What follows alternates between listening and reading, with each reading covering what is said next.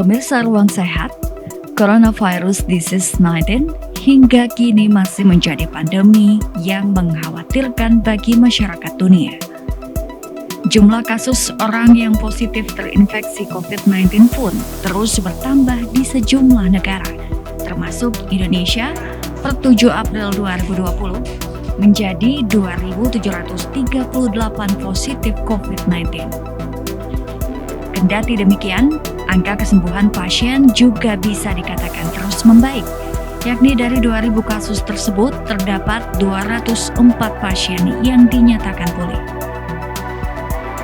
Meski begitu, penting memberikan informasi dan edukasi kepada masyarakat mengenai virus ini.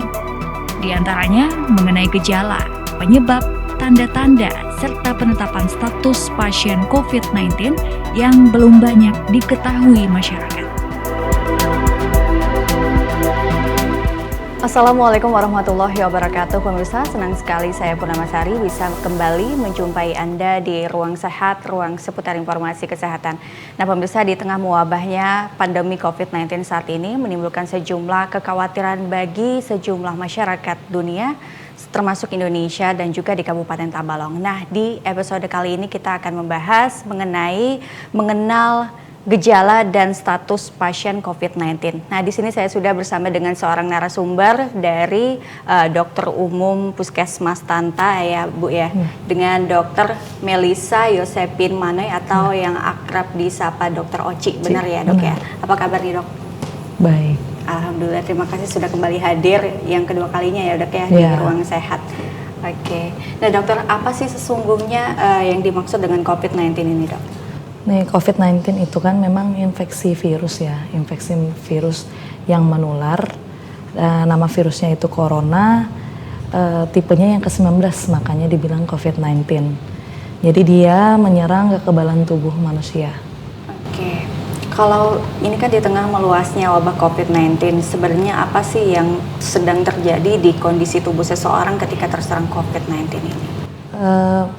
Virus ini kan menular melalui droplet ya. Droplet itu atau cairan tubuh ketika orang bersin, ketika batuk. Nah, di situ tempat virus itu menular. Dia menyerang memang mukosa hidung, mukosa tenggorokan, mukosa mulut. Jadi sistem imun ini paling berperan dalam kekebalan tubuh kita itu paling berperan dalam mengatasi virus tersebut. Karena memang hampir semua virus itu sama, dia menyerangnya sistem kekebalan tubuh. Oke. Kalau berarti ini bergantung dengan imun tubuh seseorang, begitu ya? Ya, benar. Tapi kalau misalkan ini kan orang lagi khawatir nih di musim COVID-19 ini, misalkan terjadi batuk, demam, nah itu seperti apa tuh, Dok? Bagaimana membedakan infeksi karena COVID-19 atau karena infeksi virus yang lain begitu? Sebenarnya memang susah ya diketahui untuk membedakan antara dia infeksi saluran pernapasan akut, supaya seperti pilek, batuk, demam itu karena virus COVID atau karena penyebab yang lain. Cuma dalam deteksi yang ada dikeluarkan oleh Kemenkes, dia merujuk pada riwayat perjalanan. Jadi riwayat perjalanan itu ditanyakan paling utama. Ketika ada gejala demam, ada gejala batuk atau pilek, ditanyakan riwayat perjalanan. Ini kan sumber COVID nih mulainya dari Tiongkok, Wuhan ya, dari Cina, dari Wuhan. Jadi awalnya memang siapa yang dari perjalanan dari Cina itu memang kita duga ketika ada infeksi saluran pernafasan akut itu kita duga terkena virus. Dugaan itu kita masukkan nanti dalam logaritma penetapan status pasiennya. Ketika sudah ditetapkan status pasiennya, maka akan diperiksa melalui rapid test atau swab tenggorokan, seperti itu. Oke. Kalau untuk itu kan dari tim medisnya untuk mengetahui apakah ini mereka mempunyai gejala COVID-19 atau bukan begitu ya. Tapi kalau misalkan ini masyarakatnya sendiri bisa tahu atau waspada dengan dirinya sendiri gitu, apa yang bisa mudah dilihat begitu gejalanya?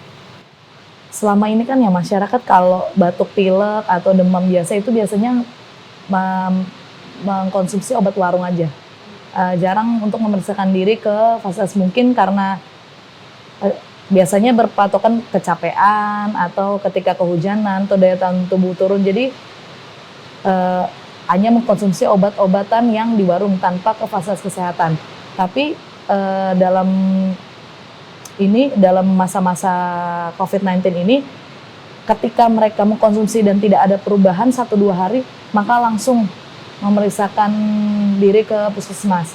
Nah, di puskesmas kita memang sudah dianjurkan untuk melakukan screening bahwa ketika dia ada riwayat perjalanan, dia langsung dipindahkan ke status yang mengarah ke COVID. Untuk yang tidak ada melakukan perjalanan atau tidak ada kontak dengan pasien COVID itu ke arah pasien biasa. Seperti itu. Tapi ini kan COVID-19 ini belum diketahui secara pasti gejalanya seperti apa ya. Ada yang merasakan gejala itu dan juga ada yang tidak merasakan gejala itu. Nah, sebenarnya yang terjadi pada tubuh seseorang ketika diserang infeksi virus corona ini apa begitu yang terjadi dalam tubuh? 80% seorang yang diserang dengan COVID itu memang tidak menimbulkan gejala. 80%. Tapi 20%-nya itu bisa menimbulkan gejala malah ke arah perburukan sampai mengalami sesak napas, yaitu ke arah pneumonia.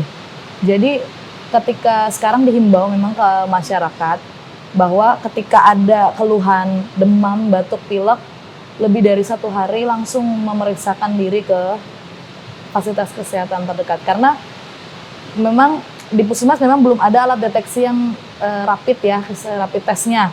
Tetapi bisa kita klasifikasikan dia ke arah COVID atau ke arah ya pasien biasa, seperti itu.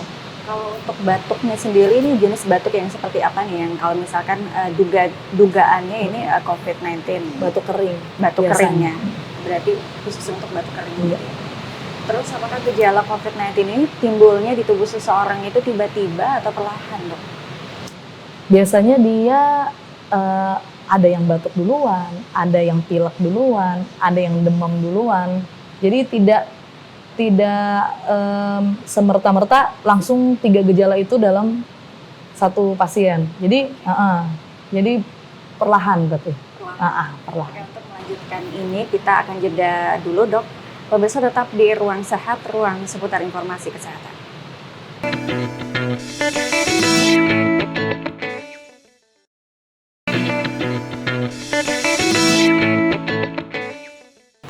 Ya, pemirsa kembali lagi di Ruang Sehat, ruang seputar informasi kesehatan. Nah, Dok, kita melanjutkan perbincangan kita tadi mengenai gejala. Kalau untuk gejalanya sendiri ini, apakah rentan waktu bereaksi dalam tubuh seseorang ini berapa lama nih? Jadi dia rentan waktunya ada namanya masa inkubasi. Masa inkubasi itu dari pasien tertular sampai menimbulkan gejala itu WHO menetapkan 0 sampai 14 hari. Rata-ratanya 5 hari. Dari hari kelima itu, dari dimana dia menunjukkan gejala, dia dihitung 14 hari lagi hitungannya. Jadi jika 14 hari dari kena virus tidak menimbulkan gejala, berarti sudah habis masa rentannya. Tapi ketika dari 0 sampai 14 hari itu masih menimbulkan gejala, berarti dimulai dari awal dia timbul gejala 14 hari kemudian. Seperti itu. Lalu jika misalkan virus ini menyerang tubuh seseorang, lalu bagaimana, Dok, sistem penanganan atau dan penetapan status pasien gitu? Kita kan ada Penanganannya sendiri. penanganannya ya. Dia status pasien itu ada beberapa ya. Ada yang PP, artinya pelaku perjalanan, ada yang OTG, artinya orang tanpa gejala, ada yang ODP, orang dalam pemantauan, ada yang PDP, artinya pasien dalam pengawasan. Nah, kalau untuk PP, OTG, ODP dan PDP itu seperti apa nih gambarannya? Gambarannya, kalau PP itu hanya pelaku perjalanan, artinya dia yang melakukan perjalanan dari tempat-tempat transmisi lokal. Kan sudah ditetapkan ya di Indonesia tuh transmisi lokalnya saya Jakarta, Bogor, Surabaya. Nah, itu pelaku perjalanan itu yang dari sana ke sini. Itu untuk pelaku perjalanan. Itu tanpa gejala. Jadi dia didatanya sebagai pelaku perjalanan. Ketika pelaku perjalanan itu memiliki gejala, maka dia masuk ke dalam ODP. Artinya orang dalam pemantauan. Ketika ODP itu ada gejala, menimbulkan gejala sesak, dia pindah statusnya dari ODP menjadi PDP, artinya pasien dalam pengawasan. Tapi dari PP, OTG tadi, pelaku perjalanan dan orang tanpa gejala ini, walaupun mereka tidak diduga kuat begitu ya, terinfeksi virus ini, namun mereka juga diimbau untuk melapor, begitu ya dok ya? Semuanya melapor. Wajib melapor. Ya, 1 kali 24 jam ke desa atau ketua RT. Oke. Nah, kalau misalkan jika seseorang ini mengalami kesejumlah status tadi begitu ya dok ya, mulai dari PP hingga PDP tadi, lalu tindakan apa nih yang sebaiknya dilakukan secara mandiri begitu kepada mereka yang sudah mengantongi status beberapa tadi? Kalau yang dilakukan di Puskesmas Tanta ya, karena saya bekerja di situ, jadi untuk PP itu setelah didata tetap tidak boleh keluar rumah selama 14 hari. Dan ketika ada gejala segera melaporkan ke posko yang ada di desa, posko terdekat dari rumahnya. Jadi tidak ke puskesmas. Itu untuk PP. Untuk OTG itu artinya orang tanpa gejala tapi ada confirm positif. Jadi misalnya ada yang positif, dia satu bus dengan yang terkonfirmasi positif, itu namanya OTG, berarti orang tanpa gejala. Ada berpapasan tapi tidak ada gejala, nah itu juga perlakuannya sama dengan pelaku perjalanan, melapor 1 kali 24 jam. Baru selama 14 hari tidak boleh keluar rumah. Untuk yang ODP itu kan berdasarkan hasil screening. Jadi setelah di screening statusnya keluar adalah ODP, artinya dia udah ada gejala. Walaupun gejalanya gejala ringan, seperti ya mungkin hanya batuk, atau mungkin hanya pilek, atau mungkin hanya demam saja. Nah ketika status ODP keluar itu dikeluarkanlah surat. Dikeluarkanlah surat yang diketahui oleh 3 pilar. Nah surat itu menyatakan bahwa orang ini tidak boleh keluar rumah sama sekali dalam waktu 14 hari. Dan ada sanksinya ketika keluar rumah. Ketika ada status, sanksinya sih sebenarnya sanksi sosial, karena kalau dia keluar orang kan sudah tahu kalau dia dalam pengawasan, pemantauan itu pasti ya akan menjadi gunjang-gunjing lah di masyarakat seperti itu. Itu untuk yang ODP. Kalau yang PDP itu ya kita tentukan ketika ODP itu mengalami gejala ya, mengarah ke sesak napas, maka dipindahkanlah statusnya dari ODP ke PDP. Ketika PDP harus dicek ke rumah sakit untuk ronsen, mungkin lab darah. Ketika hasilnya baik-baik aja, dipulangkan untuk diisolasi mandiri. Tetapi kalau misalnya memang perlu dirujuk untuk memeriksakan swab tenggorokan, maka akan dirujuk ke rumah sakit rujukan. Tapi kalau misalkan ini dengan status PP atau TG itu, apakah mereka penanganan medis yang seperti apa nih? Nggak dapat penanganan medis sama sekali. Ya. Dan tidak dikasih misalkan obat-obatan? Tidak ya? Tidak. Lalu penanganan yang seperti apa nih jika seseorang ini sudah dikenai status PDP? PDP biasanya PDP kan ada demam, batuk pileknya ada, atau tidak ada batuk pilek tapi ada nyeri tenggorokan, baru dengan sesak napas. Biasanya kita lihat dari perhitungan napasnya. Jika perhitungan napasnya itu lebih dari 20, kan normalnya 24 kali per menit. Dia lebih dari 26, biasanya kita berikan mengurangi sesaknya. Ketika lebih dari 32 berarti masuk ke dalam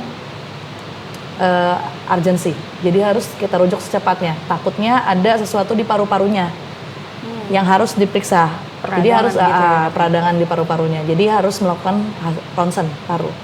Itu. Tapi sebenarnya ketika seseorang sudah mencapai status PDP, apa sih yang sebenarnya terjadi dalam tubuh seseorang itu? Ketika dia sudah ditetapkan sebagai PDP begitu? Yang pertama yang pasti imunnya sudah kalah sama virus dengan PDP. Baru yang kedua, gejala klinisnya menunjukkan bahwa ada sesuatu di paru-parunya karena sudah ada sesak napas. Jadi bukan cuma di bagian infeksi saluran pernapasan atas yang hidung tenggorokan, tapi dia sudah ke arah paru-parunya.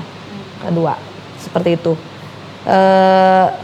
Yang ketiga, harus ada pemantauan dan pengawasan khusus untuk pasien-pasien seperti itu karena tingkat penularannya lebih tinggi. Ketika ada sesak napas atau apa, itu cairan yang keluar dari mulut itu yang menular kan, COVID ya, dari cairan ini sangat ini, Berbahaya. iya berbahaya.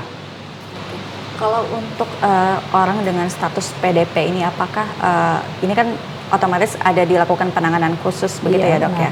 Terus untuk pemulihannya ini berapa lama begitu? PDP ini nggak ada jangka waktu untuk pemulihannya. Jadi dia tergantung gejala klinis yang dia rasakan. Berarti setiap orang Berbeda-beda. Setiap orang berbeda-beda. Berarti tidak bisa ditentukan kapan mereka, Iya. misalkan rentan waktu berapa lama begitu ya Iya. bisa akan pulih begitu ya dok ya? Jelas dari gejala hilang dia dihitung 14 hari Oke. masa isolasinya. Ya. Oke. Baik dok, kita akan jeda sejenak. Pemirsa jangan kemana-mana, tetap di Ruang Sehat, ruang seputar informasi kesehatan.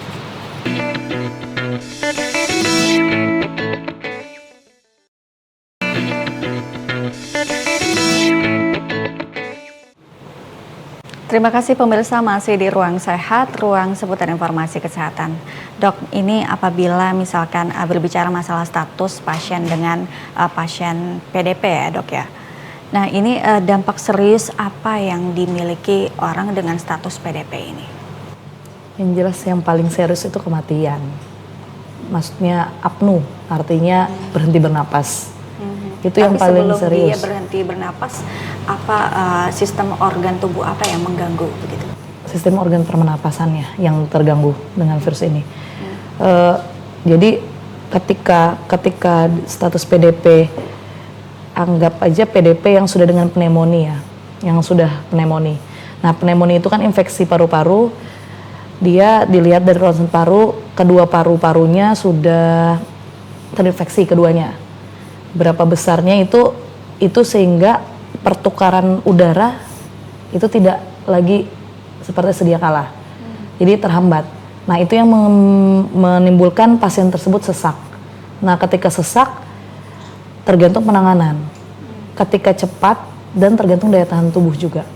Ketika dia cepat penanganannya, daya tahan tubuhnya berhasil membaik, itu biasanya status pasiennya baik, ke arah membaik. Tapi jika daya tahan tubuhnya tidak berangsur membaik dan penanganannya tidak tepat, itu bisa menimbulkan gagal napas. Tapi dok, ini untuk status PDP ini dia bisa pulih ya? Atau maksudnya dia bisa sembuh, itu kemungkinannya ada berapa persen nih begitu? Banyak PDP yang sembuh. Berarti kemungkinan dia untuk sembuh bisa masih Bisa. ya? Tapi kalau yang terjadi pada tubuh seseorang yang sudah dengan status PDP ini, sebelum dia dampak bahayanya pada kematian begitu, apa ini dok? Ini kan status PDP ini kan berarti kan sudah kena paru-parunya pasien ya. Virus ini sudah menginfeksi paru-paru pasien. Memang ketika kronologinya sama kayak pasien TB paru. Ketika sudah diisi dengan kuman atau diisi dengan virus, maka paru-paru itu memang tidak kembali normal sedia kala. Tapi setidaknya kita bisa memperbaiki paru-paru yang sudah sebagian rusak itu perlahan. Seperti itu. Jadi status pengawasan untuk pasien PDP itu sangat penting. Untuk jadi ketika dipulangkan mungkin nih PDP nih sembuh, selesai sesaknya. Ketika dipulangkan itu harus tetap dipantau. Apakah dia ada gejala-gejala kayak untuk berjalan tiba-tiba lelah, atau itu kan berarti kan untuk mengembalikan fungsi parunya kembali ke normal. Seperti itu. Jadi yang mengkhawatirkan itu ketika paru-parunya tidak bisa kembali normal. Seperti itu. Tapi untuk dampak, sebelum kita ke dampak serius pada kematian, salah satunya juga PDP ini juga berdampak pada kematian jika dia mempunyai satu penyakit bawaan. Benar, begitu ya, dok ya? benar. Itu seberapa besar nih pengaruhnya Untuk pasien PDP? Dengan penyakit bawaan tadi? Dengan penyakit bawaan ya. Memang orang dengan penyakit bawaan itu kan berarti kan berhubungan dengan daya tahan tubuh. Ketika dia punya penyakit bawaan, berarti daya tahan tubuhnya itu sudah tidak seperti dengan orang sehat. Oke, tapi kemungkinan dia untuk sembuh bisa ya dok ya? Atau bagaimana? Kemungkinan bisa, tapi sulitnya lebih sulit dengan orang dengan penyakit bawaan. Lebih sulit disembuhkannya jika dibandingkan dengan orang yang tidak punya penyakit, ya lebih susah orang dengan penyakit bawaan. Oke, tapi ketika orang sudah dikenakan status PDP ini penanganan apa nih yang dilakukan tim medis begitu dok? Dia kan ada fasenya ya. Jadi PDP ini kan tergantung ya tadi, tergantung sesaknya. Kalau dilihat dari gejala klinisnya. Kalau dia masih sesak ringan, biasanya hanya dengan obat dan suplemen untuk meningkatkan daya tahan tubuh itu cukup. Jadi kita hanya mengobati gejalanya. Tetapi ketika kita berikan obat itu terus tidak ada perubahan, maka itu harus dirujuk. Karena berarti dia membutuhkan oksigen atau penanganan yang lebih serius. Seperti itu. Oke, tapi kalau untuk status PDP ini dia kalau di wilayah kita dirujuk ke rumah sakit yang ada di provinsi begitu ya dok ya? Dari fasilitas kesehatan tingkat 1 kan ditentukan status PDP. Baru dipantau. Ketika ada sesak napas lebih dari 32 kali per menit, jadi dirujuk ke Rumah Sakit Umum Badarudin Qasim untuk rumah sakit daerah. Setelah itu dilihat ronsennya, dilihat hasil darahnya, dilihat keadaan umumnya. Ketika tidak ada perbaikan, maka dirujuk ke rumah sakit rujukan. Kandangan atau Ulin atau Lehari, rumah sakit Lehari. Di Kalsel ya? Di Kalsel. Oke.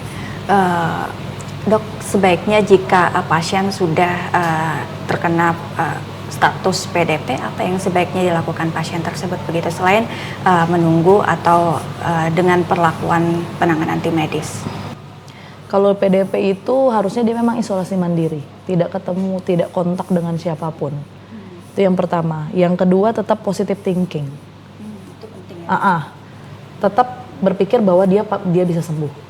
Itu aja. Soalnya ketika orang tuh panik, orang tuh ketakutan atau itu membuat sistem imun tuh di dalam tubuh tuh jadi lemah. Seperti itu. Jadi dia harus tetap positive thinking, dia isolasi diri mandiri dan tetap harus lapor. Hari ini dia keluhannya apa, kan biasanya dipantau setiap hari oleh petugas di desa. Nah, hari ini keluhannya apa, nambah atau tidak, lebih berat atau tidak. Jadi harus kejujuran. Begitu. Ya, biasanya kan kalau tentukan status PDP itu orang banyak yang supaya saya cepat selesai dari status ini. Kalau boleh yang baik-baik aja yang dikasih tahu ke tim medis. Nah, itu salah. Karena yang paling tahu dirinya itu dia. Jadi kan kita kan nggak 24 jam juga untuk memantau dan mengawasi pasien. Jadi ketika kita datang mungkin dia baik, keadaan umumnya bagus. Tapi belum tentu 3 jam atau 4 jam sebelum tidak ada keluhan-keluhan tambahan gejala-gejala. Jadi selain positive thinking, isolasi, tidak ada kontak dengan orang lain, harus jujur juga kepada petugas kesehatan tentang kondisi dirinya yang sebenarnya. Oke. Berarti kalau misalkan masyarakat dikenakan status dengan status PDP ini, hal yang pertama kali penanganan yang dilakukan mereka adalah melakukan isolasi begitu ya? Iya, isolasi. Jeda waktu antara isolasi dengan dia dirujuk itu tergantung perburukan. Tergantung. Kalau gejalanya nggak ada perburukan, tidak ada rujuk. Berarti hal yang dikhawatirkan di masyarakat kan ketika orang sudah terkena dengan status PDP. Ini, hayalan mereka pasti ini positif dan harus dilakukan penanganan medis yang serius begitu ya dok ya? Iya, yang beredar di masyarakat seperti itu. Tapi sebenarnya PDP itu belum semuanya PDP itu positif. Mengingat kita kan untuk memastikan, mengkonfirmasi dia positif atau tidak banyak pemeriksaan. Yang dilewati, ada ronsen, ada lab darah, ada rapid test, ada swab tenggorokan. Yang paling pasti itu swab tenggorokan. Jadi setelah ditentukan tapi status, yang dilakukan di daerah apa aja nih dok? cuma ada ronsen toraks sama lab darah. Sama ini belum ada swab tenggorokan yang pasti. Oke, tapi untuk melanjutkan ini dok kita jeda sejenak. Pemirsa jangan kemana-mana, tetap di Ruang Sehat, ruang seputar informasi kesehatan.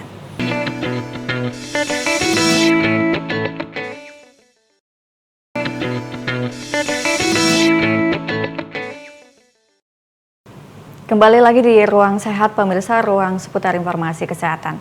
Dok, tadi kan kita bicara masalah pemeriksaan pasien dengan status PDP. Itu pemeriksaannya apa aja nih? Jadi yang awal kan pemeriksaan screening pasiennya. Kita tentukan gejala-gejalanya yang didapat. Setelah kita tentukan gejalanya, masuk dia dalam status ODP atau PDP. Ketika dia masuk dalam status PDP, kita tentukan, kita hitung napasnya. Ketika dia hitung napas lebih dari 32 kali, kita anjurkan untuk ke rumah sakit. Ketika dianjurkan untuk rumah sakit itu, pemeriksaan yang di rumah sakit Badarudin Kasim itu ada ronsen paru dan pemeriksaan darah lengkap. Jadi di ronsen paru itu bisa kita lihat apakah dia ada pneumonia atau tidak. Untuk di pemeriksaan darah lengkap kita lihat apakah dia ada gambaran terinfeksi virus atau tidak. Seperti itu. Tapi kalau untuk pemeriksaan yang sejauh ini dokter alami di lapangan itu seperti apa nih sistemnya, Dok? Untuk dengan status PDP ini? Selama ini sih ketika puskesmas menentukan status PDP kita lihat dari perburukannya.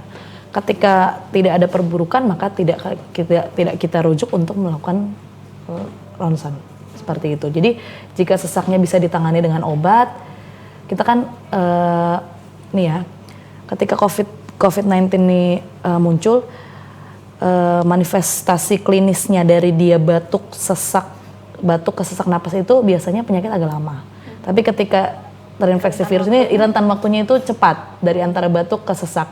Jadi ketika dia dari sesak ringan ke sesak berat itu cepat juga. Ketika dia tetap di posisi sesak ringan berarti kita tetap masukkan dia tetap PDP tapi ditata laksana dengan sesak ringan. Nah itu kita tidak merujuk untuk melakukan ronsen paru. Tapi ketika dia dari sesak ringan dengan cepat dia menuju sesak berat, maka itu kita rujuk ke rumah sakit untuk melakukan ronsen. Karena dari situ bisa kita lihat apakah paru-parunya sudah terinfeksi seberapa banyak dengan ke arah pneumonia itu, infeksi paru itu. Oke, berarti untuk penanganan yang dilakukan di daerah hanya 2 ya, Dok ya? Iya. Untuk status PDP, yaitu ronsen sama lab. Tapi sebenarnya yang dilakukan untuk penanganan status PDP ini apa aja nih, Dok, selain 2 itu? Biasanya tetapkan gejala klinis, tentukan status PDP, baru ronsen, lab rutin, baru tes swab tenggorokan. Kalau berbicara masalah lab rutin, nah itu seberapa rutin atau jeda waktunya seperti apa nih? Dia kayak kasus DBD, jadi dia di hari ini periksa, besok periksa lagi. Kalau DBD kan melihat trombositnya, kalau ini dilihat leukositnya. Ketika ada penurunan leukosit berarti kan sistem imunnya di situ. Jadi kita bisa lihat dia kalau leukosit tinggi ya berarti bukan karena infeksi virus. Kalau leukositnya makin hari makin turun, leukopenia namanya itu ke arah infeksi virus. Seperti itu. Jadi dia diukur rutin, serial, dilakukan berulang.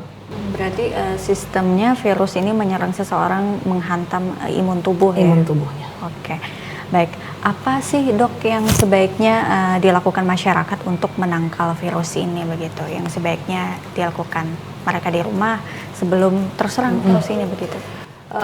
Yang dilakukan udah sering ya kampanye-kampanye pemimpin daerah itu atau dari bagian promosi kesehatan juga dari Dinas Kesehatan selalu menghimbau bahwa masyarakat harus tetap cuci tangan. Cuci tangan itu dilakukan rutin sebelum dan sesudah melakukan sesuatu. Itu cuci tangan pakai sabun. Baru yang sabun dan air mengalir. Yang kedua jaga jarak aman. Ya, jaga jarak aman. Jarak aman nih, Dok. Orang kan sekarang sudah mulai teredukasi dengan cuci tangan. Tapi apakah ada juga sebagian orang yang merasa cuci tangan seadanya saja, tapi dengan digantikan hand sanitizer, itu bagaimana, Dok? Sebenarnya hand sanitizer itu digunakan ketika tangan sudah bersih. Jadi ketika tangan sudah bersih, dia mematikan kuman yang tidak mati dengan sabun. Tapi kalau virus corona ini, dia biasanya dengan sabun pun mati. Sudah mati, Cuma kan orang meyakinkan dengan hand sanitizer. Tapi kalau misalnya tangan kita kotor menggunakan hand sanitizer nggak ada gunanya. Harus tetap dicuci dengan sabun dulu. Jadi hand sanitizer nggak mengganti cuci tangan dengan sabun. Oke, cuci tangan dengan sabun, air mengalir, terus melakukan social distancing, lalu apa lagi nih, Dok? Jaga jarak aman, baru hindari menyentuh muka, mata, hidung, mulut. ketika menyentuh harus langsung cuci tangan lagi. Gitu ya. Ya. Oke. Begitu juga kalau kita misalnya nih kita batuk atau pilek, tuh kita jangan menutup mulut atau menutup muka dengan ini, karena Dengan tangan. karena tempat penularan itu dari sini. Ketika dia memegang-megang sesuatu, ketika ada virus yang ya virus apa aja ya, bukan cuma COVID-19, seperti itu penularannya dari droplet, dari cairan ini. Oke. Tapi yang dilakukan misalkan ketika batuk bersin, bagaimana kalau bukan pakai tangan? Sebenarnya sekarang sudah dihimbau ya kepada masyarakat bahwa kalau dia sakit gunakan masker. Tapi karena masker langka, sekarang jadi orang-orang menggunakan masker kain. Itu untuk memproteksi diri sendiri. Memang dia kalau misalnya untuk ke fasilitas kesehatan itu tidak dianjurkan. Fasilitas kesehatan itu harus tetap memakai masker yang standar. Masker surgical masker itu. Tapi untuk mengamankan misalnya masyarakat ke pasar atau kemana yang berpapasan dengan orang, masker kain pun bisa melindungi.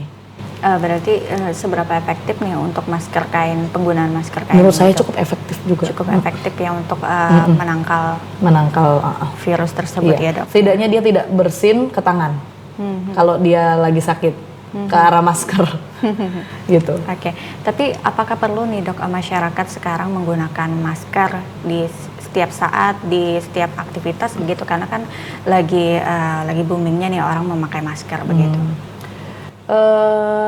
Dulu memang masker hanya digunakan untuk orang sakit, tapi ketika di Indonesia ini sudah transmisi lokal sudah banyak, jadi kita nggak tahu ini di depan kita orang ini sudah terinfeksi atau tidak. Apalagi COVID ini terinfeksi belum tentu bergejala. Iya, bisa juga tidak. Bisa juga tidak bergejala, tapi jadi penular.